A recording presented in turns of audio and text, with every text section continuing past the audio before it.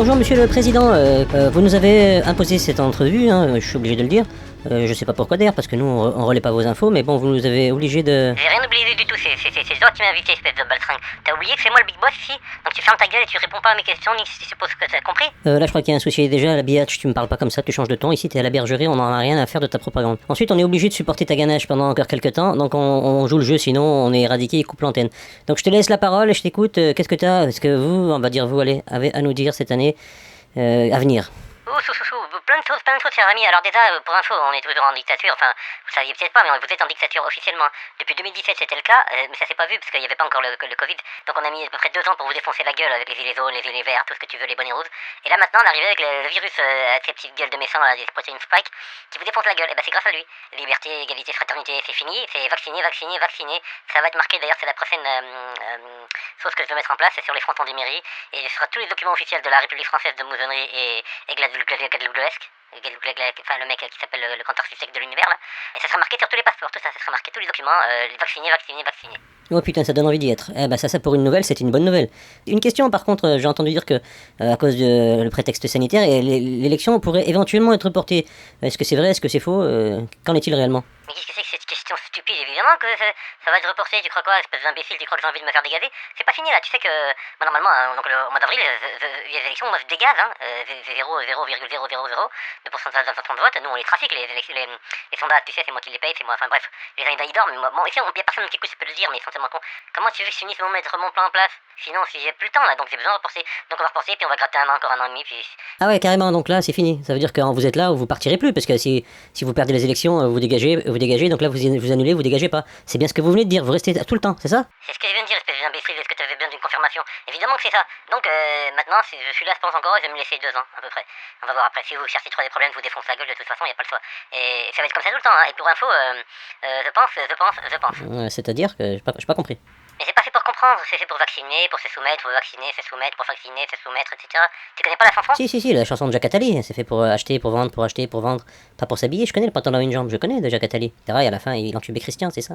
C'est presque ça, c'est bien, tu comprends bien, cette de mouton abruti. Donc voilà, c'est comme ça. Pour info, alors Olivier Véran, il va devenir ministre de l'Intérieur, de l'Extérieur, et même d'entre les deux, parce que j'ai besoin de le nominer, ça c'est quand on va annuler l'élection présidentielle. Donc tout le monde va rester à son poste, mais il y aura juste des petits changements stratégiques sur le terrain, mais sinon tout le monde sera là. Et à commencer par Olivier Véran, donc vous l'appelez Véran, moi je l'appelle Véran. Mais bon, il sera là, c'est pas une bonne nouvelle ça pour la nouvelle année? J'ai envie de me pendre, vous pouvez pas savoir à quel point.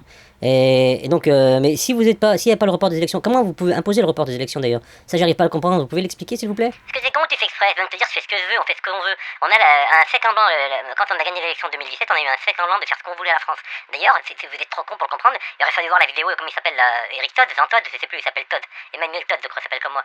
Et ben lui, c'était un penseur philosophe, c'est lui qui a dit le révolutionnisme hollandais, ou le hollandais révolutionnaire, je sais pas quoi, en 2017, que de la merde, en 2012, il pensait qu'il allait tout cartonner Hollande, et là il a dit un truc super bien par contre, mais là comme il s'était grillé avant, personne ne l'a écouté, et il a dit que la vérité, il a dit des trucs super intéressants sur ma gueule, mais personne ne l'a écouté, et pourtant tout ce qu'il a dit, ça arrive maintenant, il l'a dit en 2017.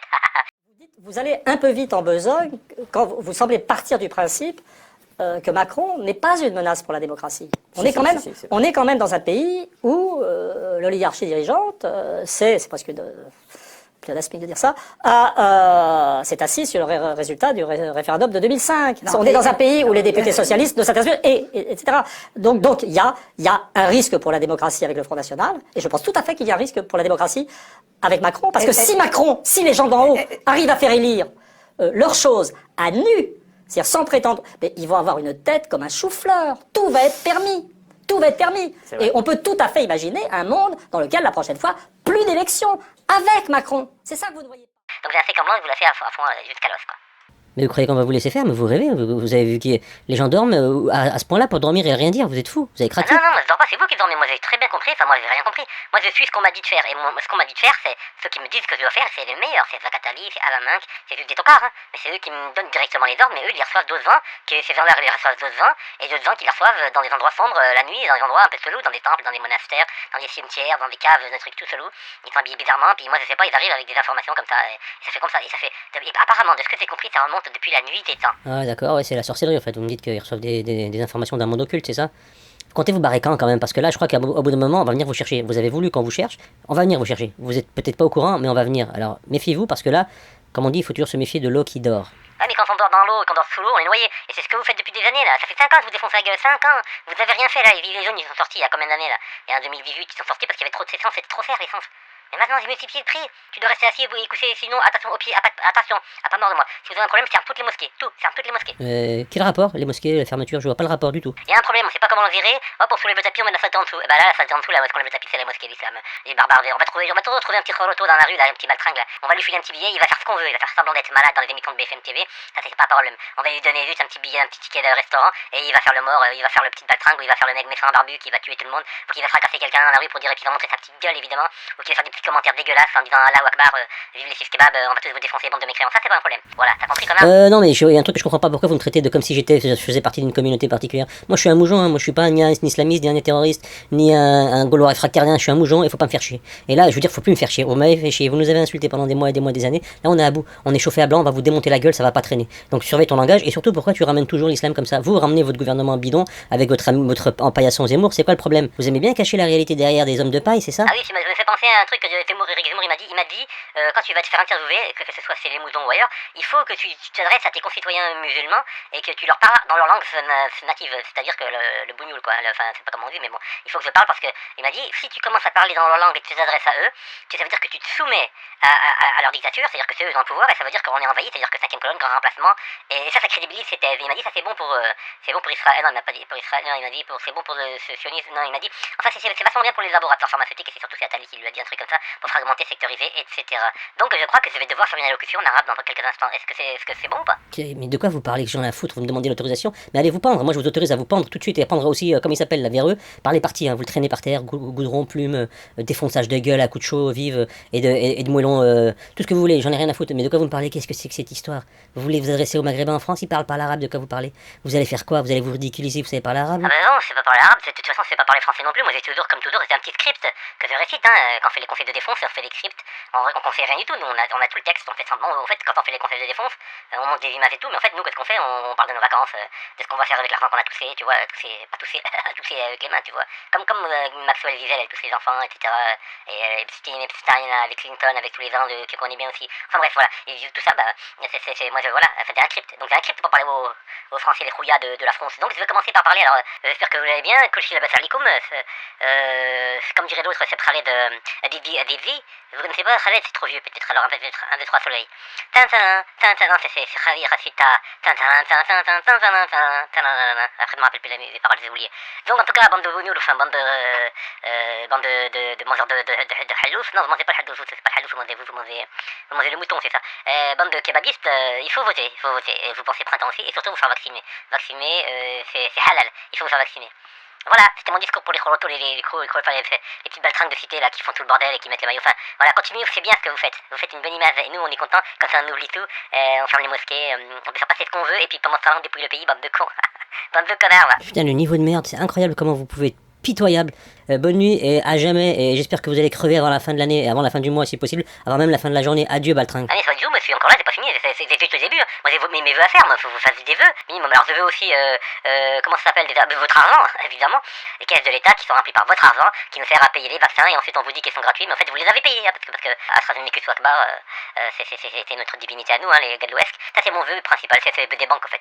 Et puis surtout nous, on a des gens qui ont plein de trucs à nous dire, parce qu'on voulait dire aussi... Ta gueule. Ferme bien ta grande gueule, c'est possible? Voilà, il y en a marre de t'entendre. Mais enfin, monsieur Dumouzon, qu'est-ce qui vous arrive? Monsieur, t'es à l'intérieur, extérieur, c'est pas comment vous appelez là. Pourquoi t'en veux haine, monsieur? Je vous ai pas manqué de respect. Mais ta face disgracieuse, c'est ça le manque de respect, c'est que tu comprends pas. Quitte la terre, prends-toi 10 000 shoots d'AstraZeneca dans ton car bien profond, tu prends Brigitte avec toi, tu te la carres bien dans le huc et tu vous dégagez tous. Vous partez en orbite, vous partez où vous voulez. Nous, ce qu'on veut, c'est que vous en alliez. Full camp, toi, Attali et toute ta clique. Adios. Donc ça veut dire que, si je comprends bien, vous allez pas voter pour nous.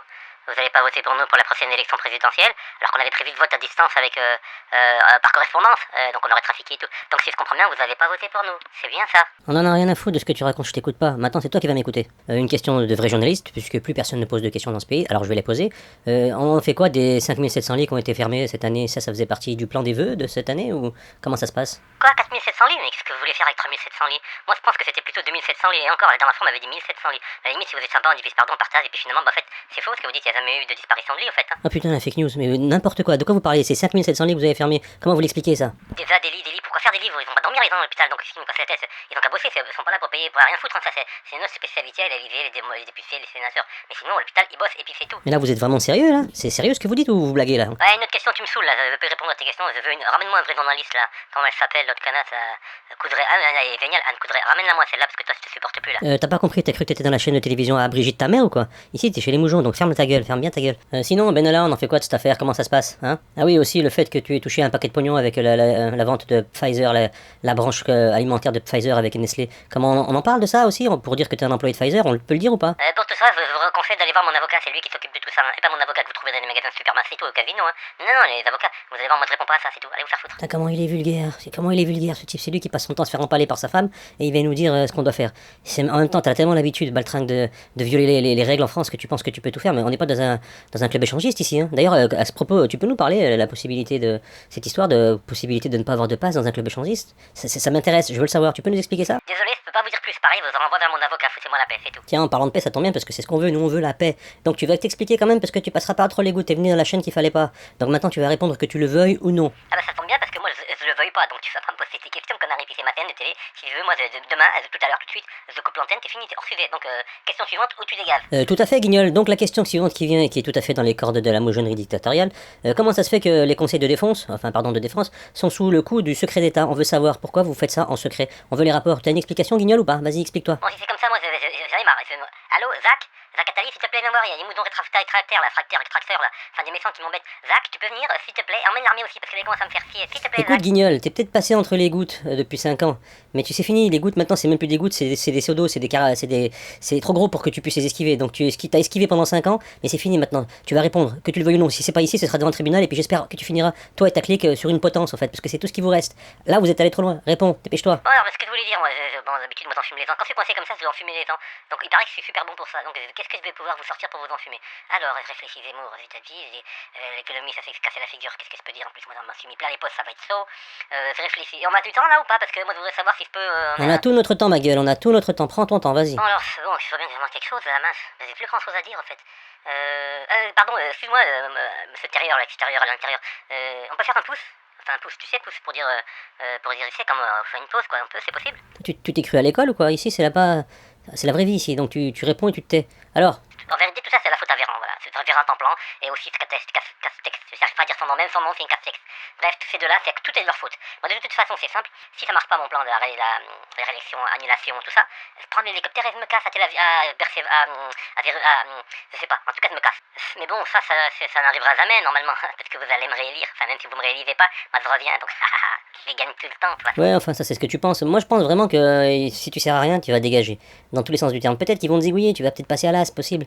Ils auront fait, toi, leur petite tepu jusqu'au bout, ils t'auront utilisé. Et ce serait pas spectaculaire que tu disparaisses, je sais pas, moi, dans un petit souci en voiture, en avion, on sait pas. Peut-être même en mangeant quelque chose d'avarié, je sais pas. Tout est possible, cher ami. En tout cas, c'est tout ce que je te souhaite pour la nouvelle année 2022. C'est ça, et puis plein de bonnes choses aussi, hein, toi et ta clique de crapules. Donc, je crois que notre interview est terminée, il me semble. Non, c'est pas fini, moi, non, j'ai encore des trucs à dire, hein. Non, c'est plein de trucs à dire, d'ailleurs, il faut m'écouter, attention. Donc, si vous votez pas pour moi, si vous n'allez pas faire l'élection aussi. Enfin, si jamais je suis pas reconduit à la tête du pays, que ce soit pour une raison ou pour une autre, on va foutre le pays à feu à sang. Là, il vient de me confirmer, on a préparé un truc de malade. Le 11 septembre à côté, c'est du pipi de ça. Donc, à bon entendeur, en tout cas, je vous souhaite le pire du monde. Je vous annonce une bonne sauce pour l'année 2022, plein de trucs. La Coupe du Monde, vous la verrez pas, je vous dis tout de suite, le Qatar, c'est walou. Mais ça va être sympathique, ça va être spectaculaire. Bon, voilà, je crois que je vous ai tout dit. Allez, à bientôt, les amis, vous deux. Voilà, chers amis de la moujonnerie, c'était le vœu de nouvelle année de notre crapule de président, enfin la Baltringue qui nous sert de président. Vous avez vu qu'il est très joyeux et qu'il nous annonce un futur très radieux. Toujours est-il que c'est pathétique parce que, en réalité, cette nouvelle année, elle annonce surtout sa fin. Et là, c'est vraiment le début de sa fin, mais il ne le sait même pas encore. Il va être sacrifié sur l'autel et c'est juste une question de quelques mois avant que ça se réalise et que ce soit visible par tous. En tout cas, sachez que vous êtes toujours les bienvenus sur la chaîne de la moujonnerie, puisque c'est votre chaîne. Si eux, les dirigeants de ce pays, ne sont pas capables de nous informer autrement qu'en mentant, nous allons trouver la parade et nous allons révéler les choses telles qu'elles sont. Chers amis, à très bientôt, et je vous souhaite le meilleur, et vous aurez le meilleur de ce qui reste dans ce pays. À très bientôt sur le journal de la moujonnerie.